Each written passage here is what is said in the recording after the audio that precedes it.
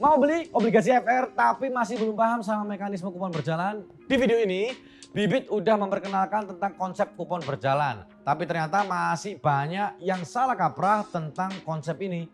Nah, supaya lebih paham tentang obligasi FR dan lebih pede untuk melakukan transaksi, yuk kita bahas lebih detail tentang konsep kupon dan kupon berjalan dalam FR.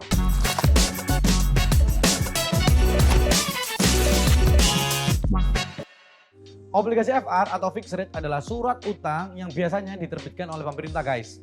Sesuai namanya fixed rate. Ini adalah obligasi dengan keuntungan dari kupon yang sifatnya tetap. Artinya besaran presentasi kupon per tahun hingga waktu sampai jatuh tempo itu sama. Nggak naik nggak turun. Di sisi lain harga obligasi FR itu yang berubah-ubah. Soalnya dia diperjualbelikan di pasar sekunder. Dan yang perlu diingat bahwa besaran presentasi kupon itu mencerminkan pendapatan dalam 1 tahun ya. Bukan setiap kupon itu kamu dapat segitu terus itu enggak.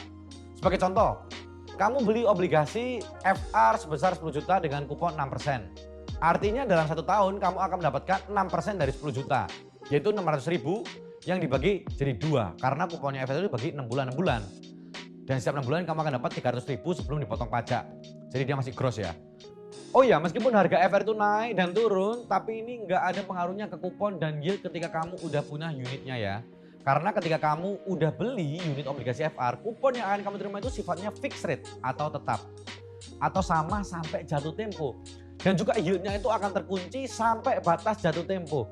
Nah, meski pembagian kupon ini dilakukan setiap 6 bulan, tapi perhitungan kuponnya itu dilakukan setiap harian.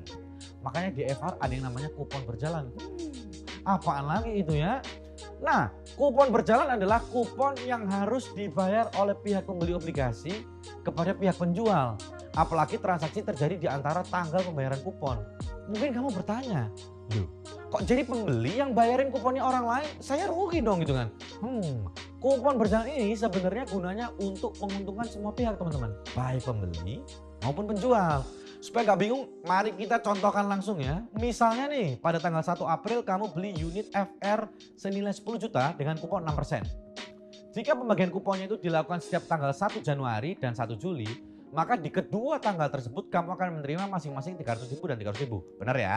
Sekarang bayangin, kalau kamu ada di posisi penjual yang udah hold dari 1 Januari sampai 1 April. Kamu pasti pingin dong hak kupon dari rentang waktu tersebut. Ya, karena kupon dari waktu tersebut memang jadi haknya si penjual. Jadi kasarnya, kamu sebagai si pembeli itu nombokin pembayaran kupon si penjual dulu nih yang dari Januari sampai April. Karena namanya nombokin berarti nanti uang kamu akan dikembalikan ya.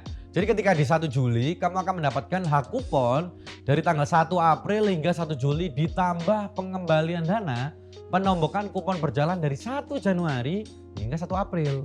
Jadi dengan adanya konsep kupon berjalan ini kamu sebagai pembeli mendapatkan hak kupon yang sesuai.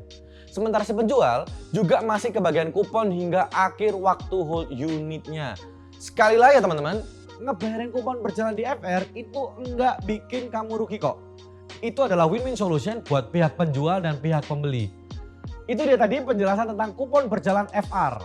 Semoga setelah nonton video ini kamu jadi lebih pede untuk melakukan investasi FR di Bibit. Habis ini kamu mau belajar apa lagi? Tulis di kolom komentar ya. See you di video selanjutnya. Bye!